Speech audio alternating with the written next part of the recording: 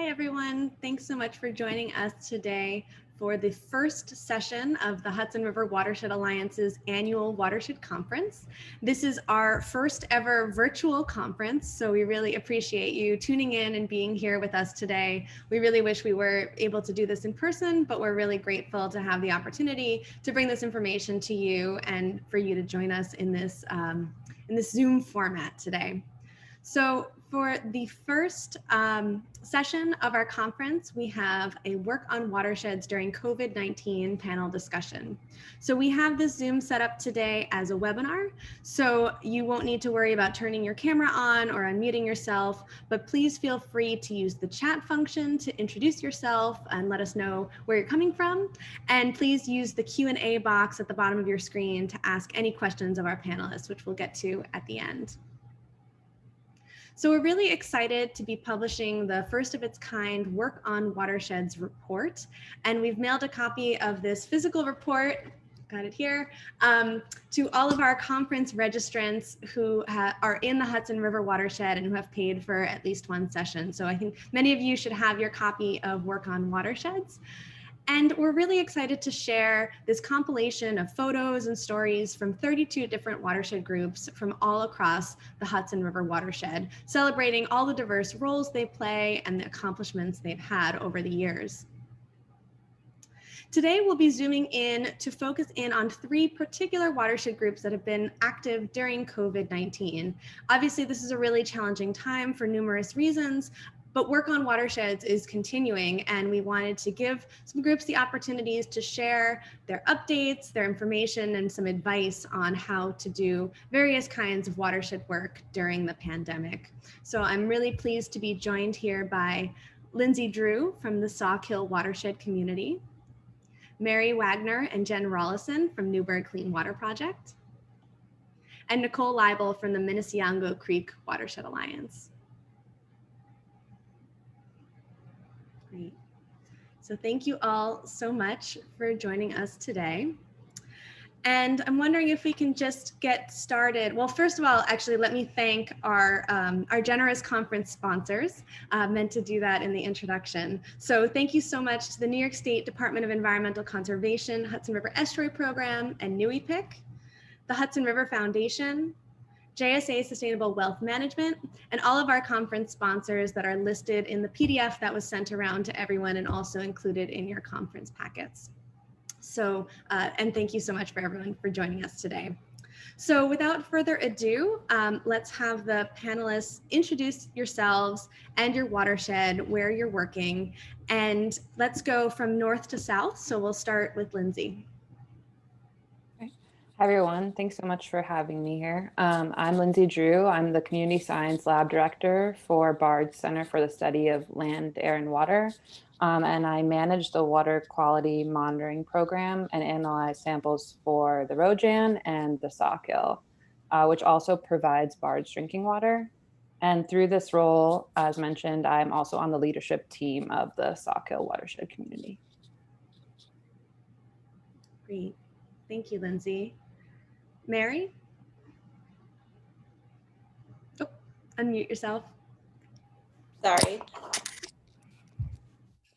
My name is Mary Wagner, and I'm a steering member of the Newburgh Clean Water Project. And our watershed is in both the Quissaic and Moodna Creek watersheds. And I'm also a member of the Restoration Advisory Council. And we're really fortunate to work closely with Riverkeeper and with the Quissaic Creek Watershed Alliance. So glad to be here today. Thank you. Thanks, Mary. Jennifer. Hi, everyone. I'm Jennifer Rawlison. I also am on the steering committee with the Newburgh Clean Water Project. And I'm a lifetime City of Newburgh resident and mom of 2. And before joining Newburgh Clean Water, I was actually on the selection committee for the RAC that Mary sits on. Thank you. Great, thank you. And Nicole. Hi everyone, my name is Nicole Libel. I work for the Rockland County Division of Environmental Resources as their environmental programs manager and also serve as district manager for the Rockland County Soil and Water Conservation District. I am one of the co-leaders of the Minisceongo Creek Watershed Alliance and also serve as a board member for the Hudson River Watershed Alliance. Great. So thank you all so much. What have you been working on since the pandemic began, and how have you had to adapt to new conditions? And maybe we can start with Lindsey again. Sure. So I'm going to start with speaking as the lab situation. So since the pandemic, it's really been influential to have all these collaborations between the Hudson River Watershed Alliance and Riverkeeper, having meetings, just meeting with other groups facing these similar challenges. I spent a lot of time early on developing a new sampling protocol just to reduce the risk of exposure for our community samplers because of COVID-19.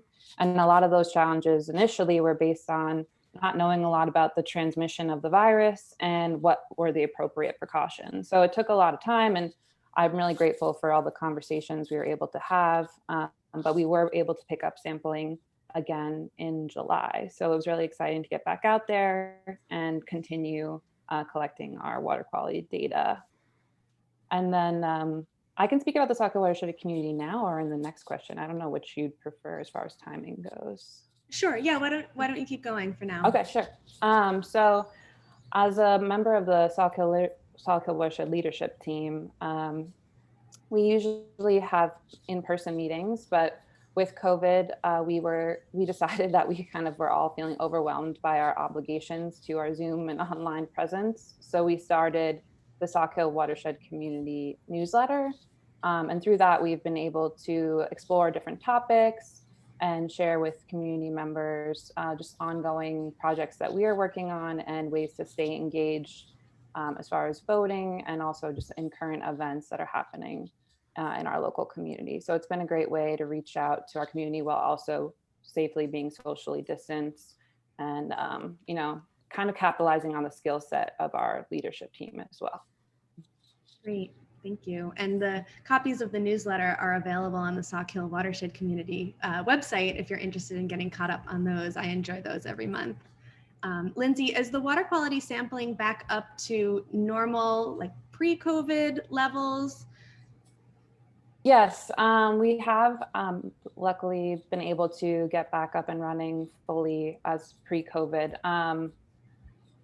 I mean, we'll have to keep our eye on cases as things change going into the winter, and BARD's campus rules have been changing as well because of safety for our student community. But luckily, we have been able to basically maintain all the same data with obvious changes to who's able to actually go sampling. We've limited that to households only rather than people going with other members of the community.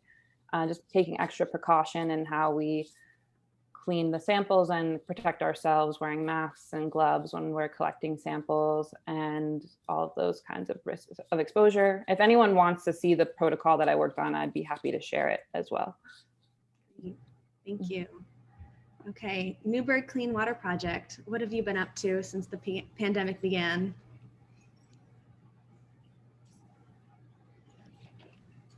Well, we have been, so prior to the pandemic, we have been doing watershed safaris led by Marcel Barrick, one of our former steering members, and Bill Fetter from the Quissegg Creek Watershed Alliance. And we were also doing water salons, so really engaging the community, gathering them together with a mixture of not only the science and exposure to the watershed and the PFAS issue, but also, bringing in artists and from all traditions to kind of deal with the emotional aspects of our situation. Can you talk a little bit about what your situation is? There might be folks on here today who aren't familiar. Sure. So back in 2016, when the EPA lowered its maximum contaminant level for the perfluorinated chemicals, it was found that our main reservoir, Washington Lake or Lake Washington, had significant levels way above the 70 parts per trillion. So our city manager at the time, took us off declared a state of emergency, took us off that water source, and we were moved on to what is now the, I'm so sorry, I just blanked. We're on New York City's water supply. We're on the Catskill Aqueduct. Thank you. Yes. So our original water reservoir has at least 12 different PFAS chemicals, and our community has been exposed to those for nearly 3 decades now. So we're formed this RAC, Restoration Advisory Committee, to really hold the Stewart Air National Guard base where those PFAS chemicals came from the firefighting foams that they used. We're working to hold them accountable and really get the community involved in reconnecting to its water source, its watershed, and building our collective power, so that this doesn't happen again, and that we can really have clean drinking water and also appreciate our incredible water bodies all throughout our area. Thank you, Mary. I'd like to. Sure. I'd like to add that it also has changed dialogue with our neighboring municipalities, because we actually don't really own our watershed, and there's been a lot of development that has directly impacted our reservoir, and New Windsor and the town actually were affected by this as well.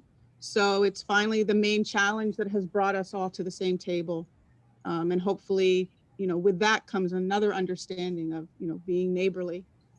Yeah.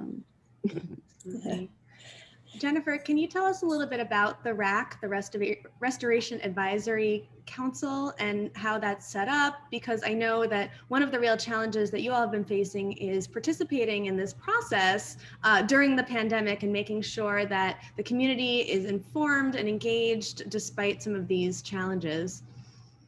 Sure.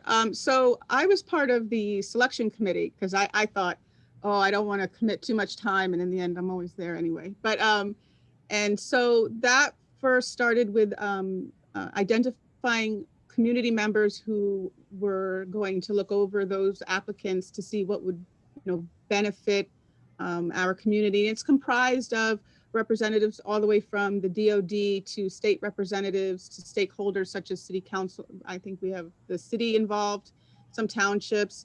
I think the Department of Health and the DEC were to be involved, but some seats are actually staying empty. One member that we think is missing is the Port Authority, who we would like to try to bring in. And we actually have a meeting this week, another open session on the 28th, right, Mary? And it's open to the public. COVID has definitely dampened it a little. It's challenging because it's not a regular Zoom meeting where you get to see faces and everything. The DOD and the ANG have a lot of requirements security-wise. And so it's almost like looking into the vague darkness of space and hearing voices. The conversation and the data can be overwhelming. I'm not a scientist. And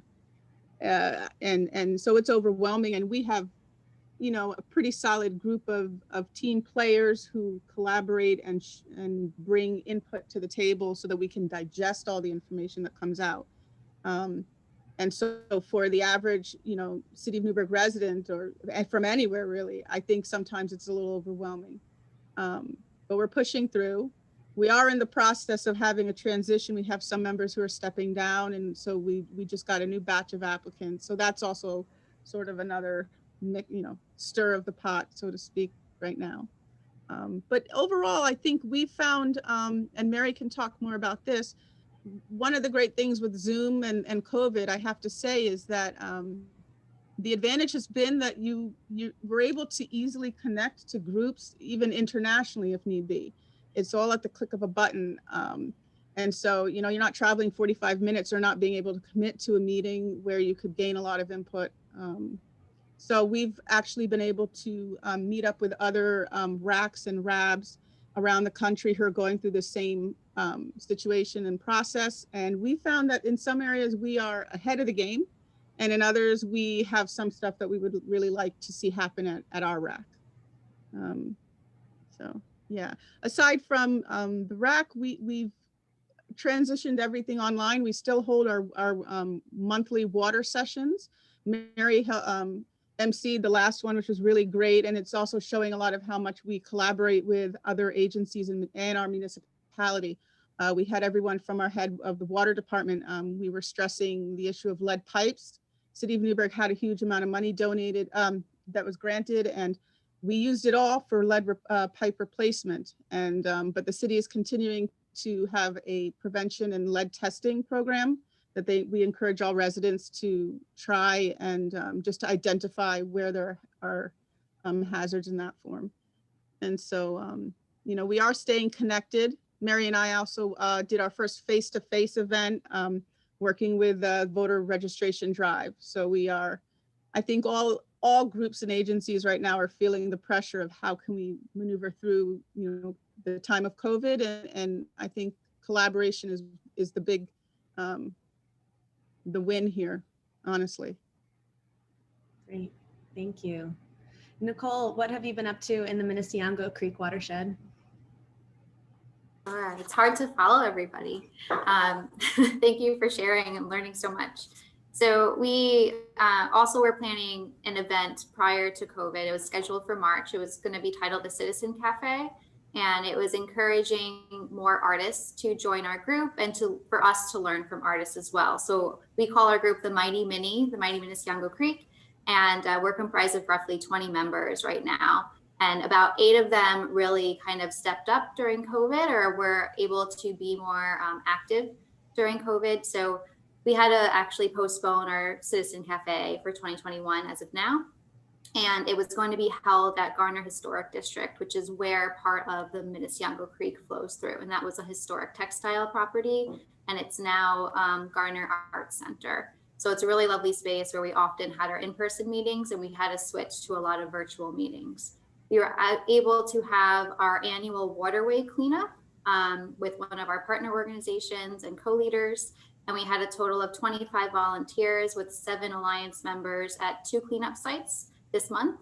And we removed 795 pounds of debris from the Minisceongo Creek main stem, as well as from locations within its watershed. We wanted to make sure we built the connection of clean streets equals clean streams to talk about stormwater management. We also partnered with Rockland Conservation and Service Corps, which is through the Rockland County Youth Bureau. A lot of our board members, our group members are county agencies, and we're blessed to have the Youth Bureau as one of our co-leaders as well. So they provided some seasonal staff for us to collect wave data, and that was on urban segments of the Minisceongo Creek. So that was in sections that we didn't have historically have data for. Then we are working with 10 Blue, which is a startup company, and we're looking to install a remote flood sensor to capture real-time flood data in some urban segments of the creek. And this is all like virtual that we're doing right now, and that's with our site partners over at Wagner Historic District. And one of our members actually built a kayak through a grant with one of our, agencies as well. And they did that with a local community center. So youth are involved, and then they actually kind of use the kayak throughout the creek as well. Lastly, we were able to use a GoPro through New York State Park. So thank you, New York State Parks. And we were able to capture film of the cleanup and actually interview volunteers to ask them questions on their awareness of the creek and why they decided to volunteer their time. So that allows us to better understand the general awareness of the creek and help build that creek voice and community voice. Great, thank you. So you've each talked a little bit about this, but I want to focus more specifically on how your group has been communicating during this time. So I know a lot of groups have had regular monthly meetings in person that often are engaging the community. And so how have your groups been communicating, whether it's with your leadership or with your membership or with the community at large? Does anyone want to start? Yeah, Jen. I'll go. Well, we have our traditional email and website, and Facebook has become handy also for documentation purposes. When we hold our meetings and you do it live, it's then captured. And So we find that there are people who are always maybe missing a meeting or something, and you can easily just revert them back, which is great. But I think the newest thing that we're doing is we've tried to branch off and have some Facebook groups so that people can contribute, and that way we're not, having to approve everything, and have it also more specific to a group. For instance, like there's a Newberg alum page, so it's more for those Newberg alums who moved away, or maybe mom and dad still live here, but there's things that are relevant for them and they can discuss. We're not that tech savvy, or at least me. That's pretty good. That's pretty impressive. We've been really fortunate also to have a young public health student join our leadership team, our steering committee, Jeannie Polycarp. And we've been also reaching out more, really developing, and Jen has great input on this, really developing connections with health practitioners, because that's kind of been the missing story. We've been very focused on the science and holding the DoD accountable, mapping our watershed, sharing that information, but now really getting the health picture in as well. So we've been working, reaching out with, we have 3 health studies happening in the city right now, between the DOH next round of biomonitoring. The ATSDR is also taking samples, and then Mary, can I ask you, what does biomonitoring mean in this context? Because I know in our water quality monitoring world, often biomonitoring means looking at the macroinvertebrates that live in the stream, like using bugs to understand stream health. And Nicole mentioned that they've been doing some of that work with the WAVE citizen science program, but I'm wondering if you could describe, I suspect that the way you use that word, it does not mean that in this context. Yeah. Right. Great question. Thank you. Yes. So this is with our community members, so biomonitoring of the community. And I believe we had a little over 3,000 people that participated in the first round, and it was from 2017 through 2018. And 6 different PFAS chemicals were tested for, and 2 in particular, PFOS. We have 3 times the national average, and then PFHXS, we have almost 10 times the national average. So the biomonitoring will show, hopefully the half-life that those levels are coming down over time as those components break down in the body. They are called forever toxins, so they do accumulate and stay for a long time. But hopefully we'll see that diminishing now that we have a clean water supply. And then the third one we've been really excited about, or more so that, we feel like we'll gain much more information from it, is that we can use directly, is the study between SUNY Albany Public School of Health and the Department of Health are collaborating on a multi-year study, both in Newberg and Hoosick Falls. And what is particularly interesting for us is that they have a program where they will be engaging young people, high school students and community college students interested in taking part in this research and being trained in it. That will be, some will be a paid opportunity or a mentorship opportunity, and that will be accredited by SUNY Albany. So, and hopefully, and Jen was involved in this, and we had a health committee that really helped to tailor, it's working to tailor, what our community is particularly concerned about. And that revolves a lot around child development issues, pregnancy, and then of course, the cancers and thyroid issues as well.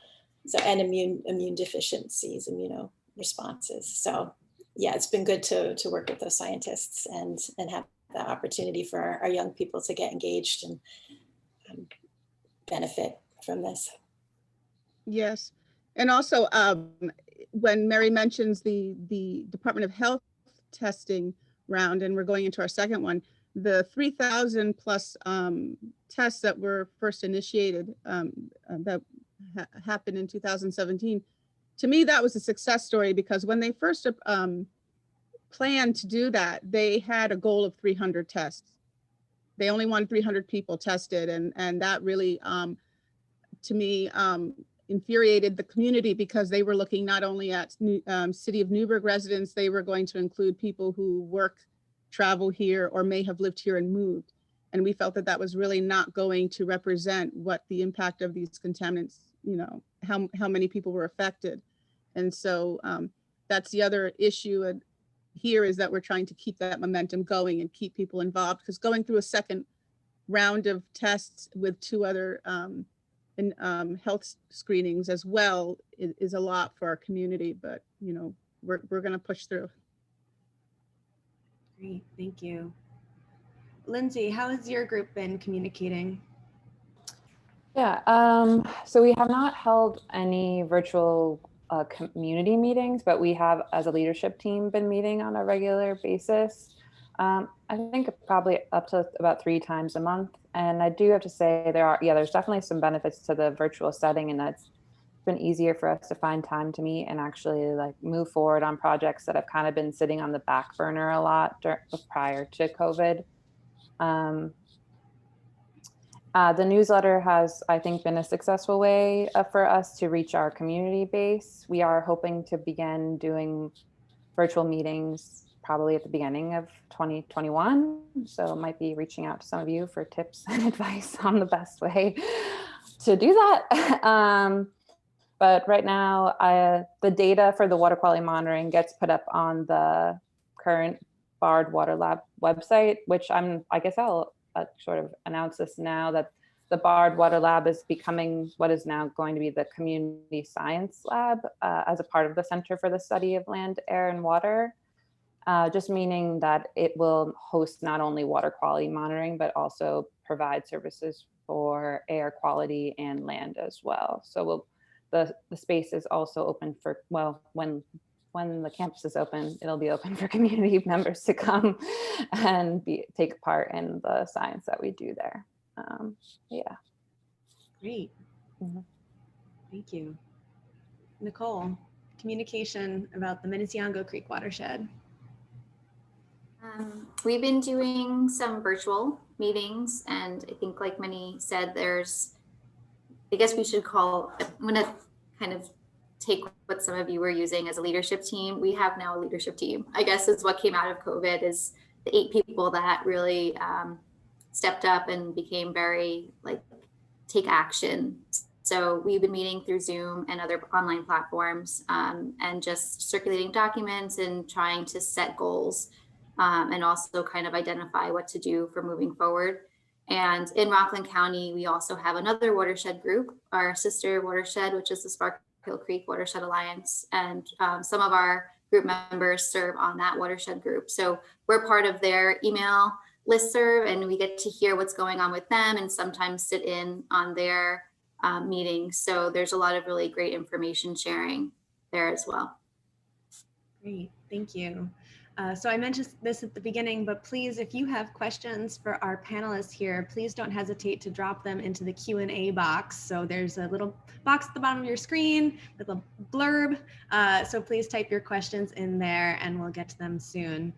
So the next question is about how your group has been addressing issues of environmental justice or environmental racism.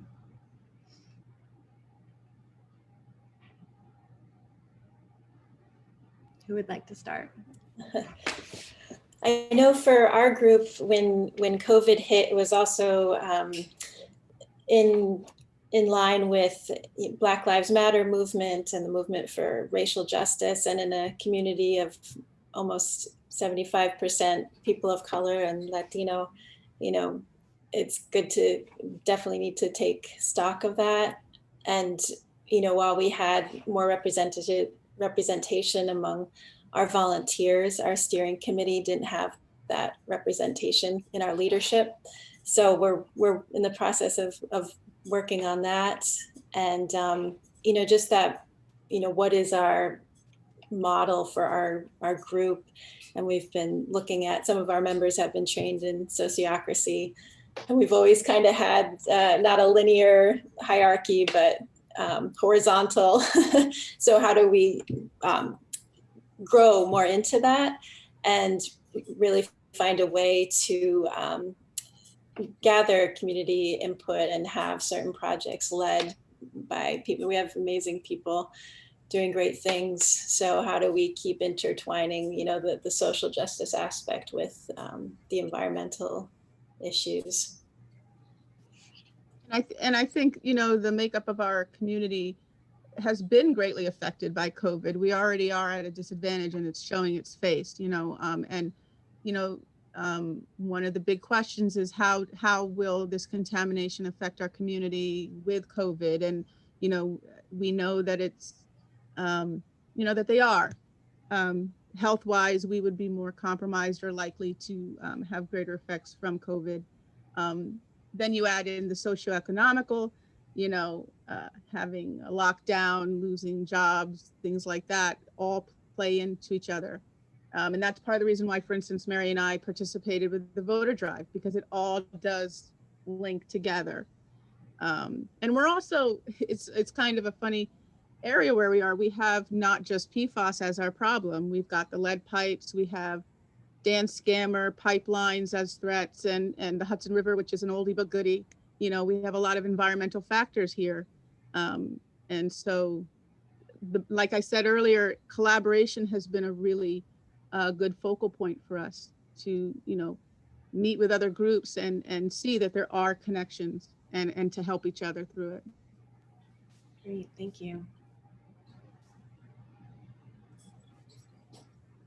I can go ahead next. So I would say it's definitely been a process for us, and similarly to what Mary was saying, with the onset of COVID, we've kind of been, and the Black Lives Matter protests, we have been, you know, just recognizing our own privilege in the sense that we come from an area with luckily very clean watershed that provide that we have a strong group of people who are interested in protecting and monitoring, and a lot of that comes with, you know, this accessibility that not everyone has the opportunity to have access to. So we are just trying to recognize ways we can be a resource, and also making sure that we are in a more inclusive group that is reaching out to members of our community that maybe not have been recognized before. And it's definitely a work in progress, and something that we're just trying to draw our own attention to, and making sure we are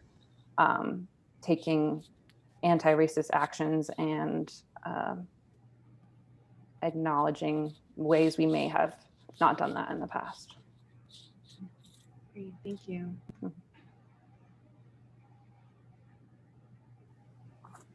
Can I go, Emily? Yes, please. Okay, great.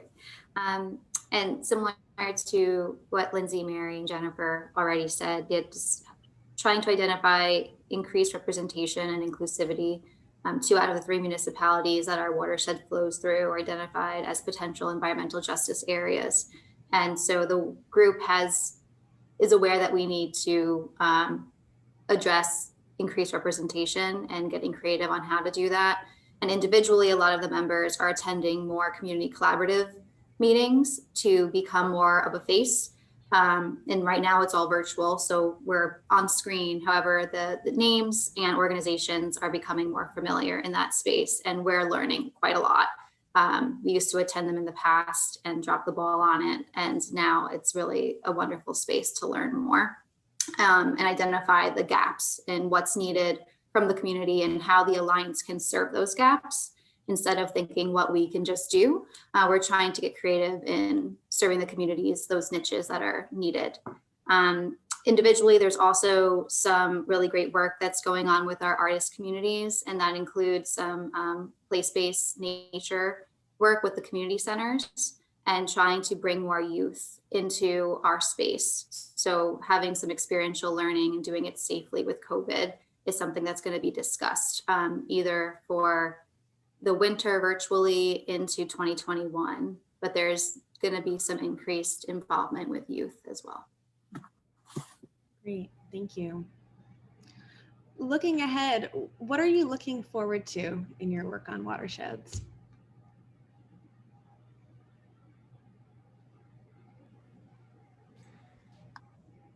Yeah, go ahead, Mary. I'm really excited about the opportunity to develop more career paths and job opportunities for people. And this is not our work per se, but I must say I'm so excited to see other bodies of water being cleaned up. So we have Crystal Lake and Machado's Lake that groups are collaborating on cleaning up. So, you know, integrating more with those efforts would be great. Minisceongo Creek Watershed Alliance has been doing the Trees for Trib program. And then just yesterday, there was a great planting of a sanctuary farm, particularly for BIPOC people, but open to all, right next to Crystal Lake. So it's exciting to see people reconnecting with their water. So playing more into that. And then we've really been inspired by other RACs and RABs around the country. And so we're looking to make our RAC a much more inclusive process with a different online setup while we still have to do this until we move into person. And we're, you know, building relationships with the senators' offices and our legislators. So that's been good. But yeah, I would say really getting to reconnecting more with the other groups that are working in our community and see how we can build that collective power is really exciting. Thank you. Yeah, I'm going to piggyback off of that and also add that, I mean, I think when we first were confronted with our situation, you know, City of Newberg and the water, it was more about, you know, the negative aspect and, you know, the worry, the health impacts and everything, which will always be part of the conversation.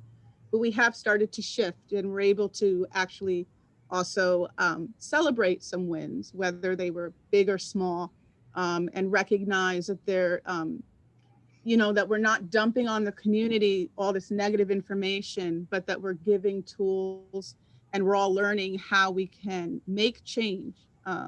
You know, that was another water session that we had, which was talking more about, you know, the legal aspects and how we could maneuver through this and see some goals actually be met. And so there, I think that's also an important part of the conversation that we should have with our community, is that it's not look at all the terrible things, but also look at what we can be empowered to accomplish and move forward. Because especially with the environment, you don't really feel like you have power in it, but so we celebrate every little win that we get.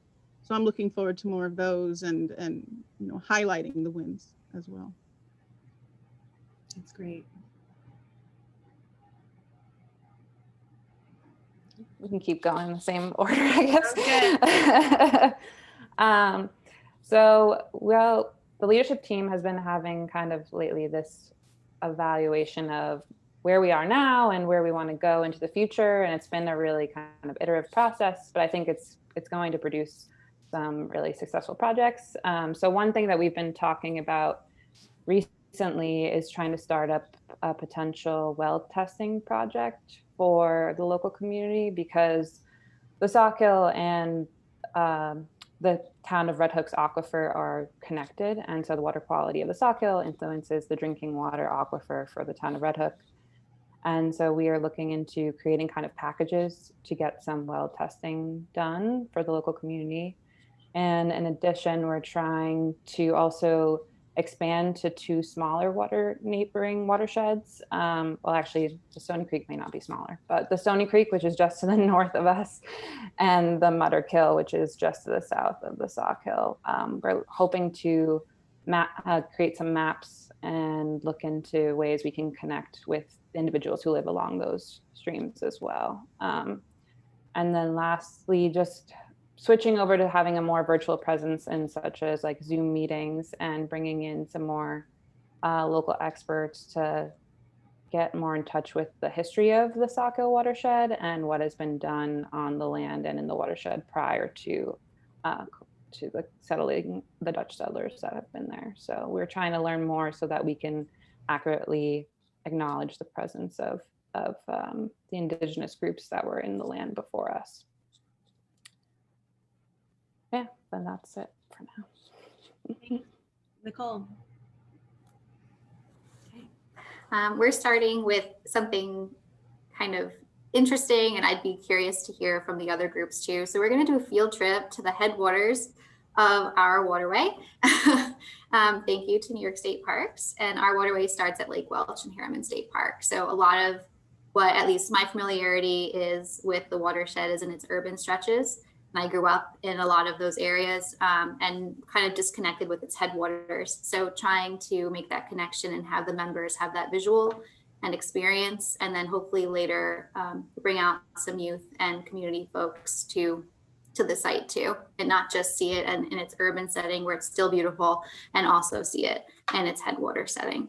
We're also hoping to revamp our website. Right now it's on a government page, and anyone who's worked for government knows that it's not the sexiest platform. So we're going for something a bit more visually appealing, and we're really utilizing our internal skills. So kind of we made note of a skills inventory with the start of our group back in 2017, identified the strengths and areas for improvement with our members, and really have some really great strengths. So kind of using those strengths to move forward and get creative with how we share the voice of the Minisceongo Creek Watershed and its members, and hoping that in 2021 we'll have a lot more community science opportunities too. So really excited for the future. Great. You all have a lot going on and a lot planned. It's really, really impressive. So thank you for sharing all that. I'm going to take a question from the audience, and please, this is a reminder to, if you have any questions for our panelists, to please drop a question into the Q&A box. So this question is directed at Lindsey, but I think the rest of you might also have some thoughts on this. So Lindsey, due to your experience with the Rhinebeck Interact Club and others, have you reached out to service clubs in local schools for a source of volunteers and to provide students with water quality education? Yeah, that's a great question. So every year we have participated, well, up until this year with COVID, in the Day in the Life of the Hudson River, which, if you're not familiar, is a day-long program run by the DEC that takes place up and down the Hudson River, where everyone collects different water quality parameters, and then there's a large data set collected, and we kind of all compare how things have changed throughout the day and along the Hudson River, what's the same and what's different. So we've worked with Kingston schools for that and Red Hook schools for that.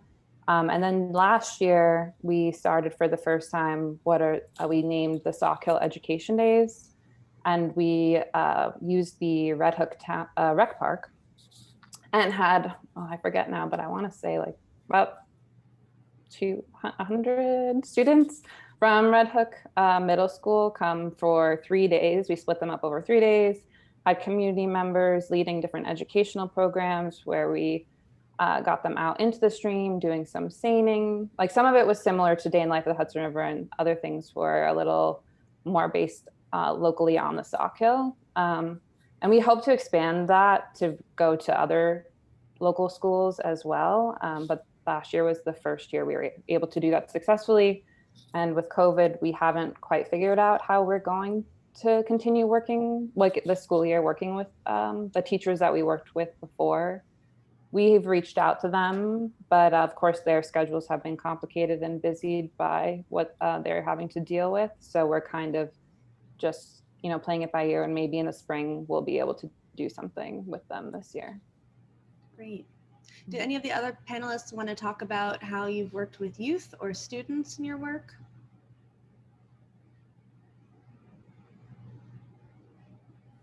Yeah, Nicole. Yeah, so a lot of the work that we do is community science based, similar to Lindsey's too. And I'm not the community science point person, my colleague is, and she's listening in. So we've been able to recruit quite a bit of volunteers in the past. And this year, due to COVID, it was like we have to just keep encouraging them to hold through next year when we can do more kind of outdoor work. But we are also really privileged to have the experience with the Youth Bureau, and they have a conservation and service corps program, which is typically college-aged youth who get a living stipend. So they get paid to do work with environmental based organizations, and they serve their community. So they see the impact that they leave for a 350-hour term. And it's very similar in mindset to AmeriCorps or STA. And we get to use them every year. And they actually were one of the founders of the Minisceongo Creek Watershed Alliance, where a few of those really great young individuals. So it's nice to see that kind of full circle, that they started out as maybe a volunteer into a living, like a paid position, and now into an alliance member and one of the starting alliance members. But we've also faced issues with working with schools as well due to COVID. Part of our goal through our anti-racism statement was to look for ways to adjust our budget to provide more funding for busing to schools that historically we weren't able to reach. And we do a lot of Hudson River programming. We also do a day in the life and trips to local parks. And some schools just couldn't afford it. So we were going to kind of use that gap to help. And now, because of COVID, field trips aren't really happening. So just trying to keep pivoting with that and utilizing the students through the community centers too. I think that's a really great network, is to look at community centers if you have them in your area, and really just become good friends or talk with a counselor. Just one person, takes one person there that's interested. And if they're interested, they'll get the students interested, and then everyone wins. Great. Any other thoughts on working with youth or students?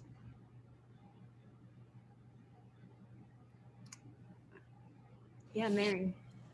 We, before COVID hit, we were doing some in-school presentations with the watershed model. We worked with the Boys and Girls Club, but we would love to expand that. And I know Jen has been researching how to put our watershed safari into a virtual format. So she can speak more to that. But yeah, that's been, we're looking to connect again. One of our high schools is apprenticeship based, NFA West. And they have great science team there. So we're looking to reconnect with them. And I know Jen's working on Water Wednesdays, which she can speak more about.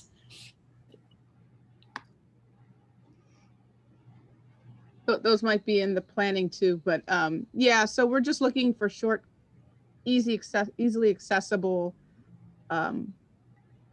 things that can just be easily shared and just surface level of educating people in the community, maybe having like a kids corner type, not Sesame Street, but along those lines, just to keep kids aware and start learning vocabulary that pertains to the watershed and the environment in general, and things that could be considered in daily life, and what all that. But that's sort of in the kids. That's in the planning stages.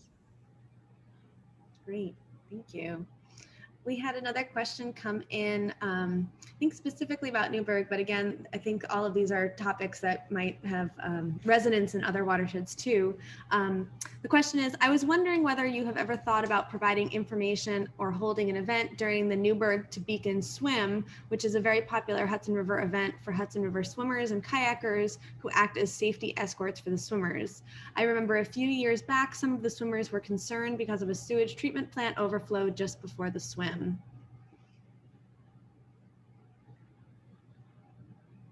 That's a great idea. I hadn't thought of it before, but it's now on my list.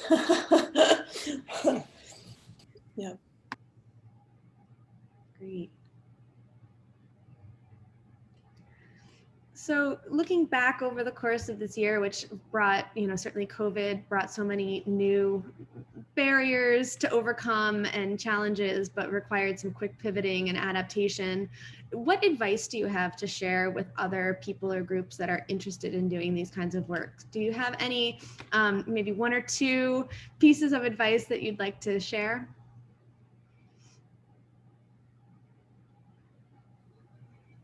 I would say not overload. It's so easy to overschedule. You say, oh, it's just a click of a button. I can do that meeting. And the next thing you know, you look at your calendar, and you've got 3 back-to-back meetings and no time to process or give 100% of your attention. And in the long run, it might, impede you.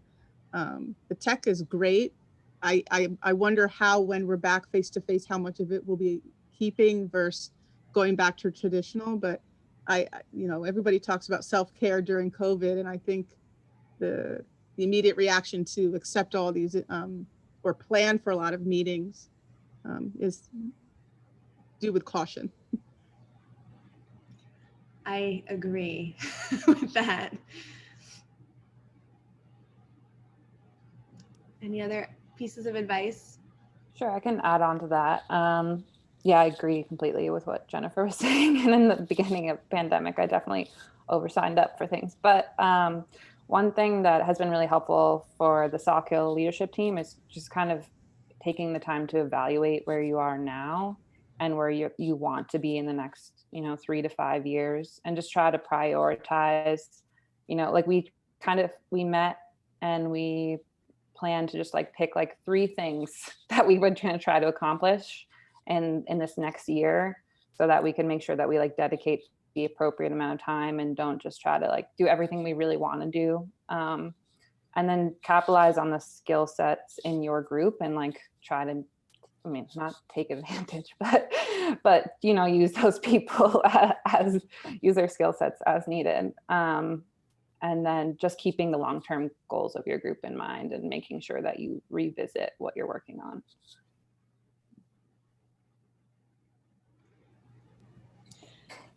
Just echoing what Lindsey said regarding skills, I know I said it earlier too, but having a skills inventory or just having an idea of what everybody can bring to the table. And it can be, and even a reminder is nice, because we have some members that in their past life were, in some sort of niche field that they didn't think would apply to watershed groups, and it totally does.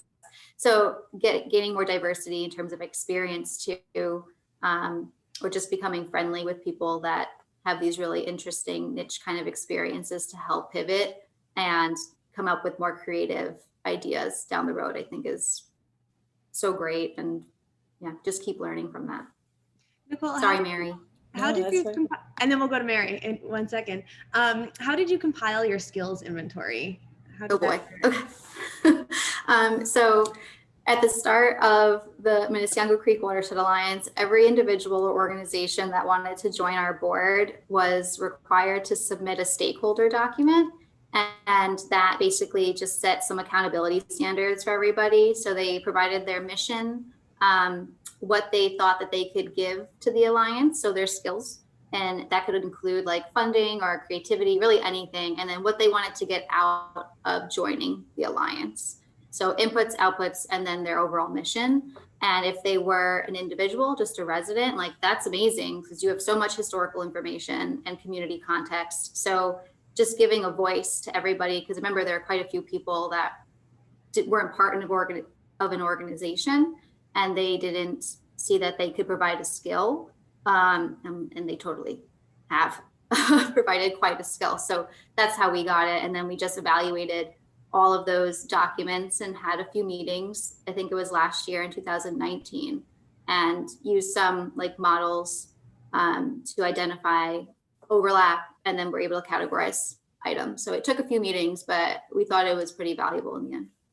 I think it's a great way to get all that information really on the table and get buy-in. And I'll say that as a member of the Minisceongo Creek Watershed Alliance, Nicole holds us accountable when we say that we might have skills. And I think that's just a really effective way to build these collaborations in. So thanks for going into a little bit more detail on that. Mary. Thank you. That's so great to hear.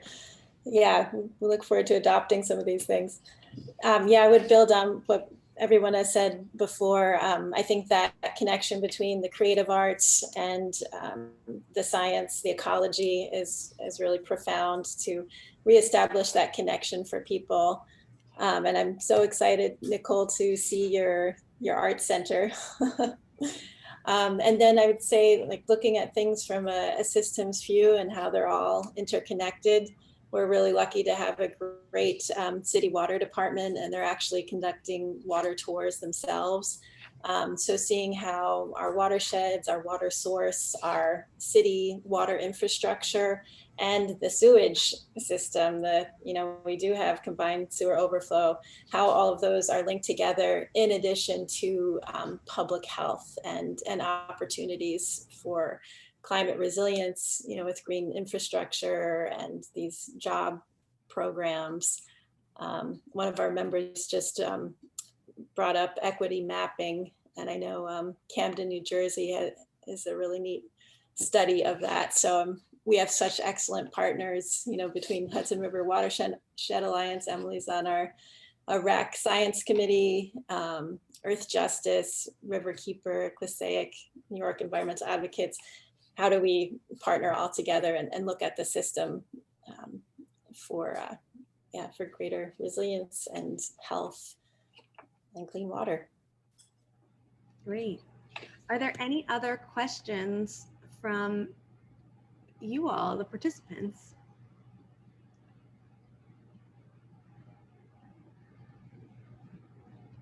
Okay, great. Oh, Bill, I see that you raised your hand, but can you put your question into the chat or the Q&A? That's Bill Fetter from the Quissaic Creek Watershed Alliance. Here. So while we're waiting for Bill, I just wanted to say thank you again to everyone for participating today, for all of our panelists for sharing your amazing insights. I feel really inspired and informed, and I hope that you all have learned something too. We had a number of people sign up for this session. This is our free session. We wanted this information to be as accessible and available as possible. And if you are interested in signing up for the rest of the conference, I see that Emily Svensson dropped the link into the chat, but I wanted to make sure that everyone on this call also knows that we have some sponsored tickets available. So if cost is a barrier for you, if you're able to come to a free session but not to a paid session, please get in touch with me, Emily at hudsonwatershed.org, and we'll work out how to get you registered. We've had a number of really generous supporters donate conference tickets, and so we want to make sure that if you want access to this information, that you get it. So please don't hesitate if cost is a barrier at all.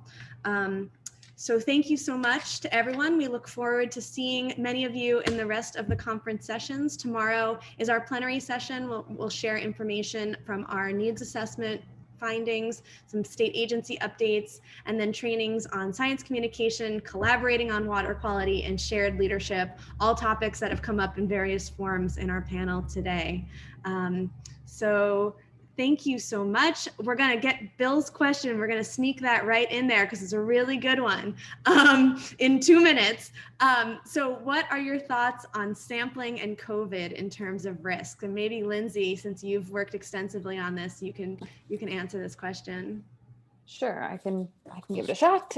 So yeah, this has definitely been a topic of conversation throughout this entire pandemic. And we did decide to go ahead and continue sampling starting in July. It took basically since March through July of meeting and discussing the different options and different risks and evaluating those with other watershed groups and other water quality monitoring programs.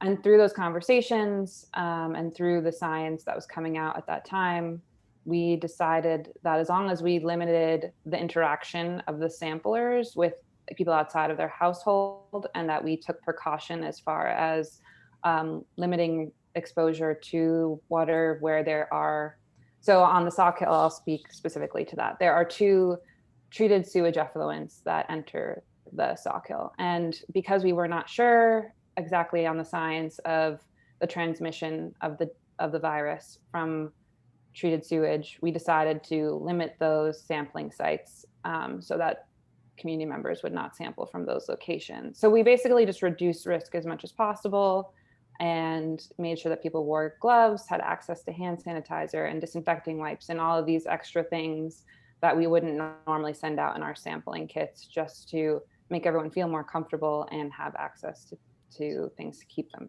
safe. And I also held meetings with members of the Rojan and the Saw Kill sampling team to just go over the changes to the sampling protocol and make sure everybody felt comfortable, and I wanted it to be up to them, not them to feel pressured into doing it. Great, thank you so much. And that brings us right up to 2 o'clock. So thank you all again. Have a great afternoon, and hopefully we'll see you over the course of the rest of the week. Thank you. Thank you so much. Thank you, Emily. Thank you. Have a great day.